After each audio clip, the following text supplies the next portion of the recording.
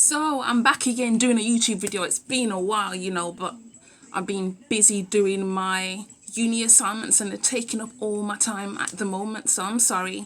I'm here now. I'm trying. Okay, but I wanted to talk about the whole Shea Moisture being bought out by, by Unilever. Now Unilever is a big company that owns a lot of products that we use, such as Dove. They also, now let me think now.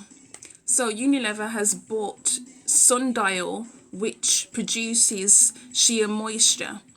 So they have Sundial now. They have Dove, Pear soap, all these kind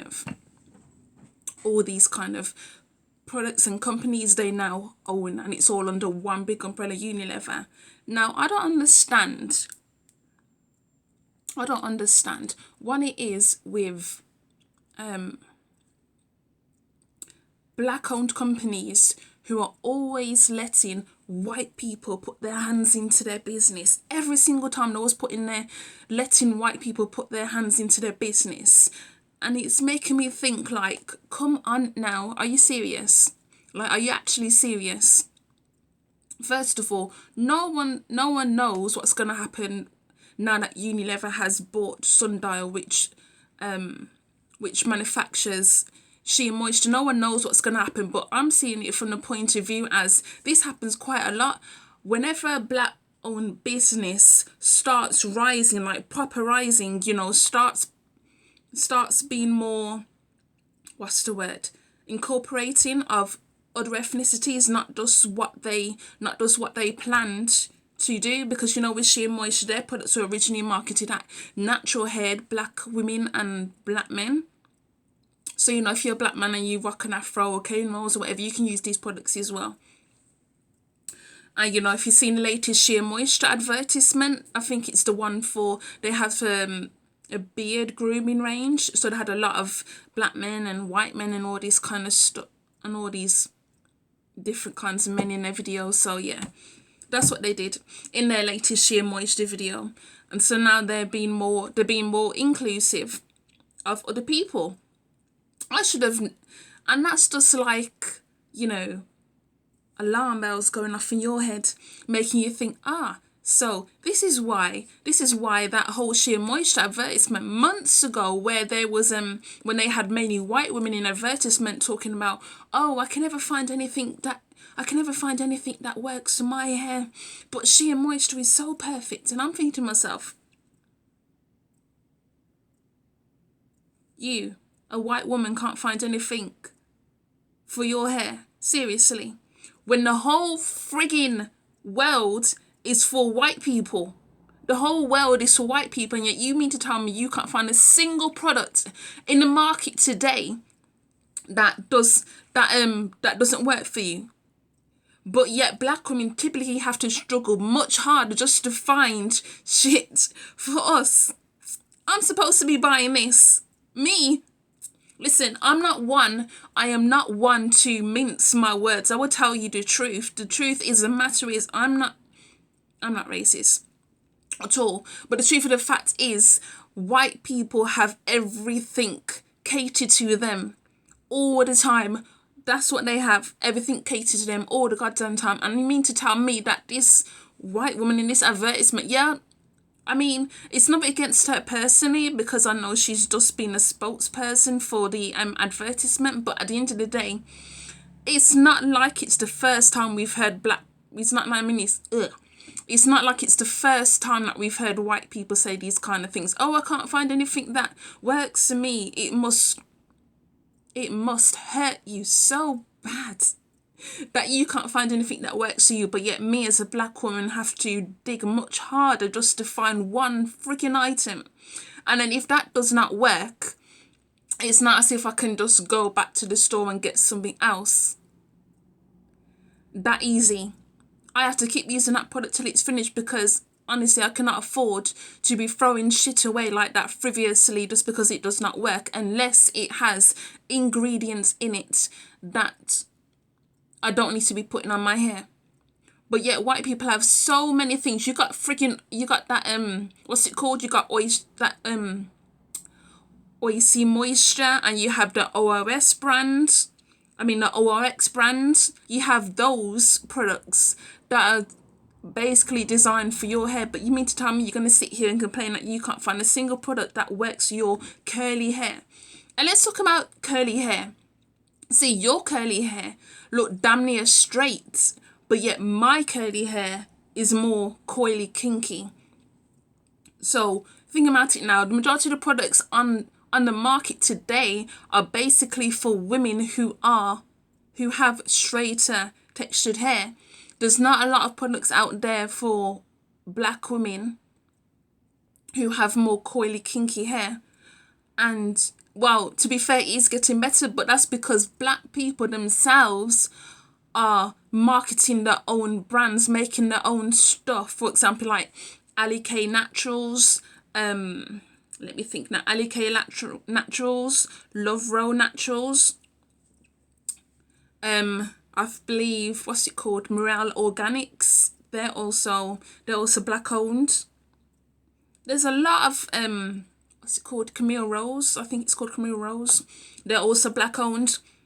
Now, a lot of the reason they're making their own brands, and they're for natural hair, natural curly hair, because obviously our hair tends to dry out a lot quicker, so we need products that are designed for our hair to keep the moisture in, and that is one thing that we need. Moisture. That's how your hair grows. That's how your hair thrives. You need moisture.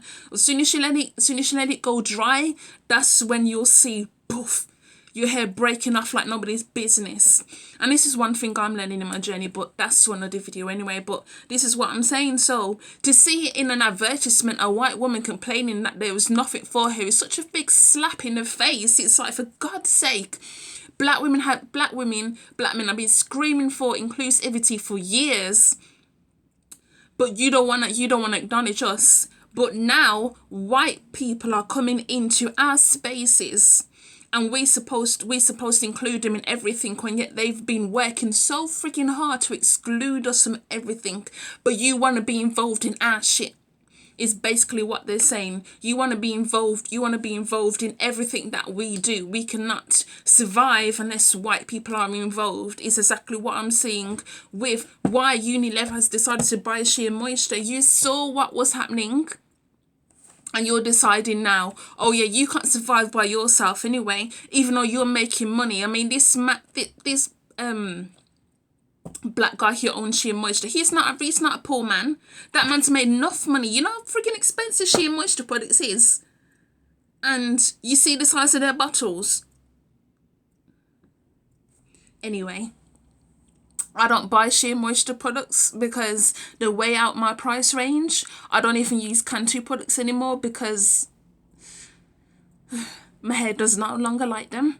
So I have to, increase my spending so I can get products for my hair that will work and keep my hair moisturized.